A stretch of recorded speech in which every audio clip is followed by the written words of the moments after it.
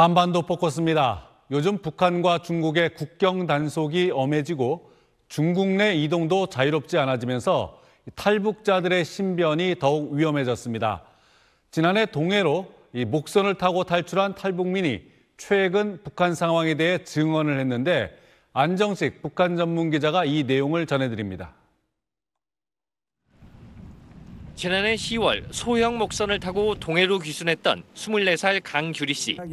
강 씨가 지난 21일 최근 북한 상황을 증언하기 위해 토크 콘서트에 나왔습니다. 늘 탈북할 생각을 했지만 쉽게 선택을 못했어요.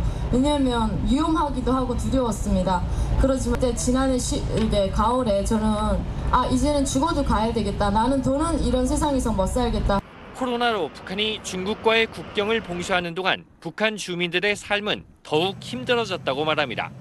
코로나 3년 기간에 물품이 하나도 못 들어왔었습니다. 그러다 보니까 모든 물가가 10배씩 올랐어요. 그래서 너무 살기 어려워지고 돈 없는 사람들이 굶어 죽는 사람도 되게 많아지고 먹고 살기는 힘들어졌지만 한류를 차단하기 위해 특히 젊은 세대들을 대상으로 한 단속이 심해졌다고 말합니다. 청년동의 인권들은 걔네들은 하는 짓이 오직 우리 젊은 청년들을 붙잡아 놓고 그 핸드폰을 보고 이랬어요. 여자를 쓰는 것도 나만 말이라고 이제 핸드폰을 해소하거든요. 그게 너무 말이 안 되잖아요, 사실. 그러니까 우리 젊은 애들은 되게 불만이 크고. 최근에는 한국 드라마나 노래 등을 유포하면 최대 사형까지 처하는 반동사상문화 배격법 등이 제정되면서 공포감이 확산됐습니다. 제가 알고 있던 몇 명의 이제 젊은 애들도 19살, 20살, 23살 애들도 총살을 당했습니다. 그걸 보는 우리 마음은 너무 아프고 우리도 그렇게 죽고 싶지는 않아가지고 결국 죽음을 무릅쓰고 해상 탈북을 시도한 강 씨.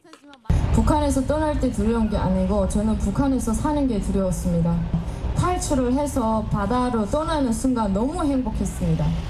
남쪽 해상으로 넘어오기 전 북한군의 추적을 받아 위험한 순간도 있었지만 선택을 후회하지 않았다고 말했습니다. 38선을 넘기 전에 3시간 동안 추적을 당했습니다. 그때는 진짜 내가 이제는 죽어야 되겠구나. 물론 죽을 각오를 했습니다. 죽을 각오를 하고 성공을 못하더라도 이렇게 시도하다 죽는 것도 저는 너무 좋았고요. 만약에 죽으면 혹시라도 다시 남한으로 태어나진 않을까. SBS 안정식입니다. 계속해서 안정식 북한 전문 기자와 함께 북한 관련 얘기 나눠보겠습니다. 자, 안정식 기자. 네. 중국에서 탈북민들의 강제 북송이 계속 이루어지고 있다고요? 예, 지난해 10월에 항저우 아시안게임이 끝난 직후에 중국에서 불법 체류자로 수감돼 있던 탈북민 600여 명이 강제 북송된 적이 있습니다. 그 이후에도 계속적으로 강제 북송이 이루어져 왔고요. 지난달까지 200여 명의 탈북민이 추가로 북송됐다고 탈북민 단체가 전하고 있습니다. 정부도 다수의 탈북민들이 북한으로 보내졌다는 건 인정하는 분위기인데요. 북송된 탈북민들은 고문과 구타 같은 인권 유린 행위를 당하고 한국행을 시도한 사람들은 정치적 처벌을 받을 가능성이 높은 걸로 알려졌습니다. 중국에서 탈북한 사람들이 우리나라로 돌아오기가 쉽지 않은 것 같은데 올해 국내에 입국한 탈북민 얼마나 됩니까? 예, 올해 1분기 그러니까 올해 1월부터 3월까지 국내에 입국한 탈북민이 43명입니다.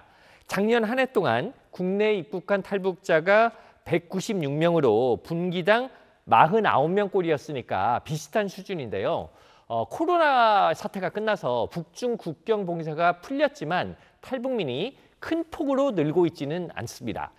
중국의 탈북자 단속이 계속되고 있고 한국으로 오려면 중국 대륙을 가로질러서 한국행이 가능한 제3국까지 가야 되는데 요즘은 불법 체류자의 신분으로 중국에서 이동하기가 쉽지 않다고 합니다. 중국 내 사정이 호전되지 않는 한 탈북민이 예전처럼 늘기에는 좀 어려워 보입니다. 자, 이런 상황에서 국내에 입국한 탈북민의 정착을 돕기 위한 이 결연식이 열렸다면서요? 예, 지난해까지 국내에 입국한 탈북민이 3만 4천 명 정도 되는데요. 탈북민을 흔히 미리온 통일이라고 하죠. 하지만 정착하기 쉽지 않은 것도 현실입니다. 민주평통에서 탈북민들의 정착을 돕기 위해서 멘티 결연식을 개최를 했는데요. 평통 자문위원들이 멘토가 돼서 탈북민들이 정착 과정에서 겪는 어려운 일들을 상담하고 도와주겠다는 겁니다. 멘토로 지원한 평통 자문위원들이 1,049명, 이들에게 도움을 받을 탈북민 멘티가 500여 명이라고 하는데요. 정착에 필요한 돈이나 집을 주는 것도 중요하지만 정신적인 도움을 주는 일 역시 중요한 일이고 앞으로 계속 확산되기를 기대해 보겠습니다. 네, 안정식 기자, 오늘 얘기 잘 들었습니다.